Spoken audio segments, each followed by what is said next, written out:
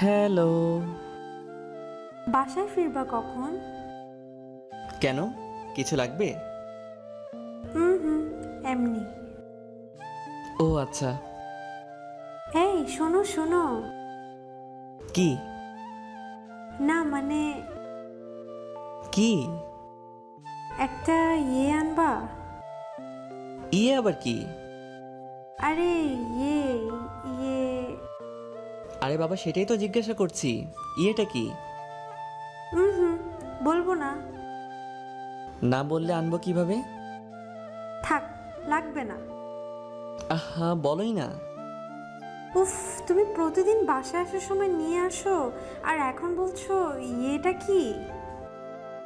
আচ্ছা, সোজাভাবে বলো তো কি লাগবে। বলবো বলো। না, থাক, বলবো না। আহা, একবার বলেই দেখো না। আসার সময় আমার জন্য ডেইরি মিল্ক চকলেট নিয়ে আসবা, কেমন? এই কথা? হুম কি এক স্বভাব পেয়েছো বাচ্চাদের মতো। হুম আমি এখনো বাচ্চা, ওকে? কদিন পর নিজের কোলে একটা বাচ্চা আসবে, আর উনি এখনো নিজেকে বাচ্চা দাবি করে। চুপ, ফাজিল, একদম মাইর দিব। খালি পচা কথা বলে। এইটা পচা কথা? পচা কথা। আমি এখন বাবু নিতে চাই না। এখন নিলে সমস্যাটা কি? আরো 1 বছর পর নিব। কিন্তু কেন? আমি এখনো বাচ্চা, আর একটা বাচ্চার কোলে তুমি অন্য একটা বাচ্চা কিভাবে দিবা বলো? সো এখন আমার ধারে কাছেও আসবা না, বলে দিলাম। তুমি বাচ্চা? আমি এখনো বাবু। আজকে বাসায় এসে নেই, দাঁড়াও। আবার পচা কথা বলে, একদম মাইর দিব কিন্তু। আজ রাতে বাসায় এসে নেই, তারপর পচা কথা কি সেইটা বোঝাবো। হুম। আমি রাতে আম্মুর সাথে ঘুমাবো তাহলে। এহ, বললেই হয়ে গেল। রাতে বাসায় এসে নেই, দাঁড়াও। চুপ, খালি দুষ্টামি। দুষ্টুমি ছাড়া একটা কিচ্ছু বুঝে না, ফাজিল একটা। বুঝতে চাইও না। রান্না আছে, ফোন রাখছি এখন। মেয়েটার সাথে আমার বিয়ে হয়েছে আজ 2 বছরের কাছাকাছি। নাম নীলিমা। অ্যারেঞ্জড ম্যারেজ ছিল আমাদের। জীবনে প্রেম কি জিনিস সেইটা কখনো বুঝতে পারিনি, কারণ ভার্সিটি লাইফে একটু হাবাগোবা টাইপের ছিলাম। বলতে গেলে খুব বেশি বোকা টাইপের। মেয়েদের চাওয়া পাওয়াগুলো বুঝতাম কম, তাই কখনো প্রেম করতে পারিনি। কিন্তু নীলিমাকে বিয়ে করার পরেই কেমন যেন চালাক হয়ে গিয়েছি। সেই বিয়ের পর থেকে আজ অবধি একটা অভ্যাস প্রতিদিনই কন্টিনিউ করতে হয় আমাকে। সেটা হচ্ছে, প্রতিদিন অফিস থেকে বাসায় ফেরার পথে নীলিমার জন্য চকোলেট আমাকে নিতেই হবে। আর না নিয়ে গেলে তো হয়েছেই, শীতকালে কালবৈশাখী ঝড় শুরু হয়ে যাবে।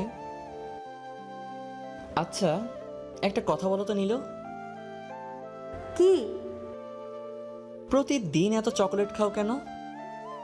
আচ্ছা, তুমি প্রতিদিন ভাত খাও কেন? পেট ভরানোর জন্য। আমিও চকলেট খাই আমার পেট ভরানোর জন্য।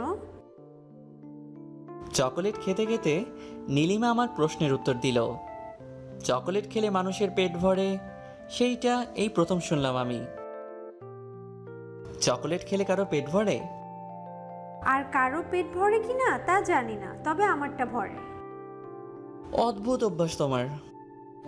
সারাদিন বাসায় একা থাকি, তাই চকলেট খেয়ে দিন পার করি। ভাবছি তোমাকে একটা জীবন্ত পুতুল এনে দিব। পুতুল আবার জীবন্ত হয় কখনো? হয় হয়, এই পুতুলটা সারা দিন ঘরের এক কোণা থেকে অন্য কোণায় ঘুরে বেড়াবে, দৌড়াদৌড়ি করবে, দুষ্টামি করবে। তোমার আর একা লাগবে না তখন। এতক্ষণে তোমার কথার মানেটা কি তা বুঝেছি। এই ছোট্ট কথাটা বুঝতে এতক্ষণ? তোমার মতলব আমি বেশ ভালোই বুঝি। সবই হচ্ছে কাছে আসার ধান্দা। হুর, কি যে বলো না তুমি। সত্যিই তো। আচ্ছা, একটু এইদিকে আসো তো। কেন? মাথায় হাত বুলিয়ে দিই তোমার। থাক, লাগবে না। কেন কেন?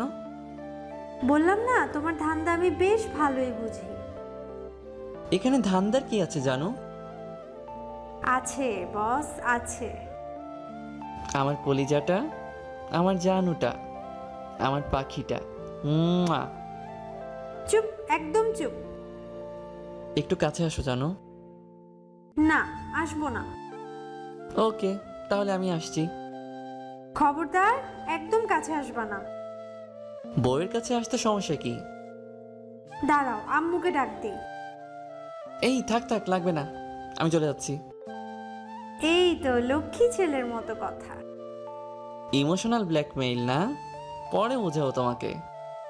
কচু বুঝাবা তুমি, যাও ভাগো। যতবারই মধুর কণ্ঠে বউয়ের কাছে গিয়ে একটু আদর করতে চেয়েছি, বউ আমার ততবারই তেলে বেগুনে জ্বলে উঠেছে। আমার একটাই আফসোস, জীবনে বউয়ের মুখ থেকে গ্রামীণ ফোনের মতো কখনো বলতে শুনলাম না, চলো বহুদূর। ভাবছি আরেকবার বিয়ে করব। কি বললা তুমি? বললাম আরেকবার বিয়ে করব, বিয়ে। বিয়ে করবা? হ্যাঁ করব। আচ্ছা তুমি দাঁড়াও, আমি একটু আসছি। কোথায় যাবা? ভাতের মার ফেলে আসে, সাথে তরকারিটা একটু পানি দিয়ে আসে। চুলো থেকে নামিয়ে গরম গরম ভাত খাবার মজাই অন্যরকম। এই জন্যই আমার আম্মু খুব বেশি দিনের জন্য নানুর বাসায় থাকতে পারিনি কখনো। কারণ আমাদের একটা অভ্যাস ছিল, সব সময় গরম গরম ভাত খাবো। এক বেলার ভাত অন্য বেলায় খাবো না, প্রত্যেক বেলায় ভাত রান্না করে তারপরই খাবো। বাজে অভ্যাসও বলা চলে অবশ্য। এই যে জনাব।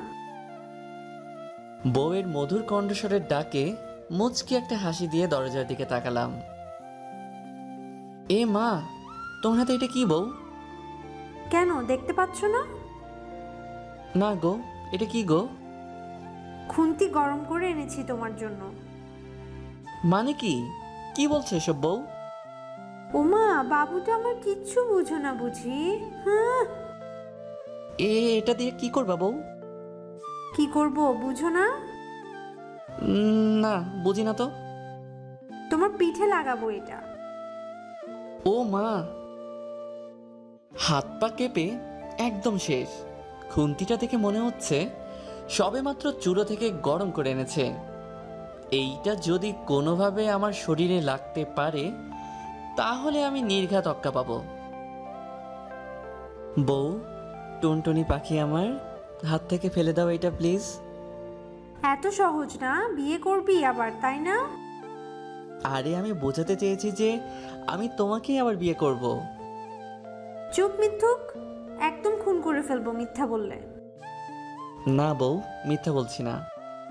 আবার? সত্যি বউ, বিশ্বাস করো। তোর বিশ্বাসের খেতায় আগুন। ছেড়ে দাও বউ, এবারের মতো ছেড়ে দাও। কিসের ছাড়াছাড়ি? কোনো ছাড়াছাড়ি নাই আজকে। আরে বাবা, শেষবারের মতো বলছি তো। চুপ কর হারামজাদা, তোর বিয়ে করার শখ জাগছে মনে, তাই না? আয়, আজকে তোরে গরম খুন্তির ছ্যাঁকা দিয়ে বিয়ের শখ মিটাই। আয় কাছে আয়।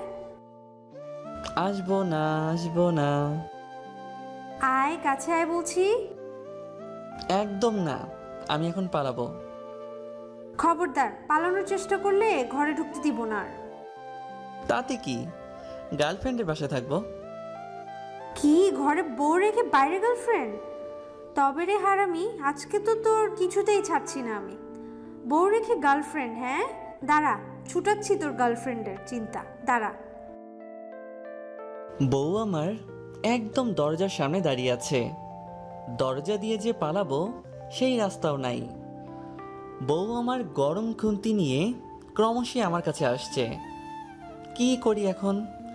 চোখ বন্ধ করে মাথা চুলকাচ্ছি আর উপরের দিকে তাকিয়ে মনে মনে বলছি, ফান্দে পড়িয়া বগা কান্দে রে।